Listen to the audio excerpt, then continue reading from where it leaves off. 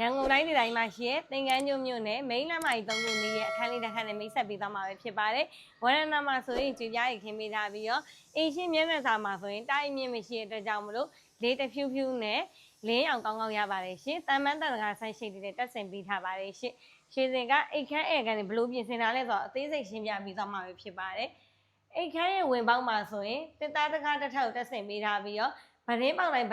မှာတန်မန်းတန်တကာတက်ဆင်ပေးထားပါတယ်ရှင်။မျက်နှာချက်ကောနစ်မီးဆိုင်နေနဲ့အလှဆင်ပေးထားပြီးတော့လူကြီးမင်းတို့ရေလုံလောက်မီးလုံလောက်အသုံးပြုဖို့အတွက်မိန်းပေါက်တွေကခလုတ်တွေအားလုံးတင်လိုက်ပြီးဆိုတာနဲ့ရေတွေမီးတွေကအလွယ်တကူအသုံးပြုလို့ရမှာဖြစ်ပါတယ်ရှင်ဒီခန့်ဆိုရင်ဖြင့်အေခန့်ကျေဝန်းတဲ့အတွက်ကြောင့်မလို့ TV stand aircon stand sofa set coffee table နဲ့ထားရှိလို့ရပါသေးတယ်ရှင်ရှောက်လန်းကလည်းအနေတော်ပါပဲရှင်အခန်းတစ်ခန်းဖွဲ့ပေးထားပြီးတော့အခန်းထဲမှာဆိုရင်ပါကင်ခင်းပေးထားမယ်မျက်နှာချက်မီးအမြုပ်လေးနဲ့လှဆင်ပေးထားပဲဖြစ်ပါတယ်ရှင်မီးဖို့ကမ်းမှာဆိုရင်ကြွေပြားတွေခင်းပေးထားပြီးတော့မျက်နှာချက်မီးအလှလေးတက်ဆင်ပေးထားပါတယ်ရှင်ရေချိုးကန်းအိမ်သားတော့တီးတန့်ပါဝင်ပြီးတော့ရေချိုးကန်းထဲမှာဆိုရင်ကြွေပြားခင်းကြွေပြားကပ်ပေးထားမယ်ရေတိုင်ကြီးတစ်လုံးပါဝင်ပြီးတော့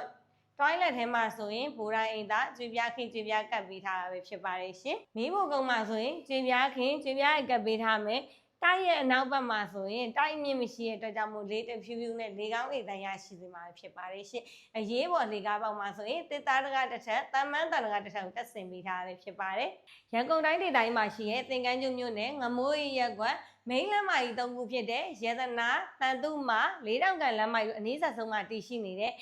အခန်းလေးတစ်ခန်းနဲ့မိတ်ဆက်ပေးခဲ့ရပဲဖြစ်ပါတယ်ရှင်ဒီအခန်းဆိုရင်ဖြင့်ဈေးနီကျောင်းနီးမှတ်တိုင်နီးပါပဲဖြစ်ပါတယ်ရှင်လူကြီးမင်းတို့သွားရေးလာရေးအဆင်ပြေလကူဖို့အတွက်ဒီအခန်းလေးကိုရွေးချယ်ဖို့အသင့်တော်ဆုံးပါပဲရှင်ဒီအခန်းရဲ့အလှည့်ရဆိုရင်ဖြင့်အနောက်မြောက်ဖြစ်ပြီးတော့တိုင်းမှတ်ပေါင်းစီကတော့6ပဲဖြစ်ပါတယ်ရှင်